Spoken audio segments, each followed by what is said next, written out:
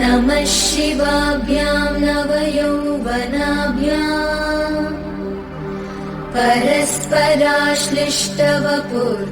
परस्पराश्लिष्टवपुर्धराभ्याम्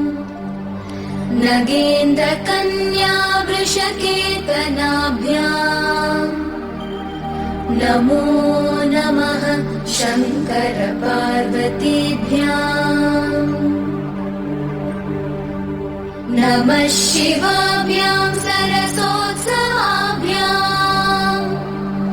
नमस्कृताभीष्टवरप्रदाभ्याम् नारायणेनार्चितपादुकाभ्याम् नमो नमः शङ्कर पार्वतीभ्याम् नमः शिवाभ्यां वृषवाहनाभ्याम् विरिञ्चि विष्णु इन्द्रसुपूजिताभ्याम्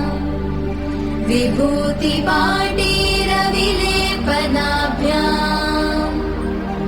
नमो नमः शङ्कर पार्वतीभ्याम् नमः शिवाभ्यां जगदीश्वराभ्याम् जगत्पतिभ्यां जय विग्रहाभ्याम्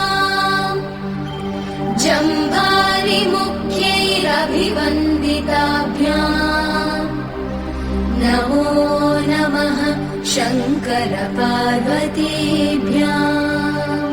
नमः शिवाभ्यां परमौषधाभ्याम्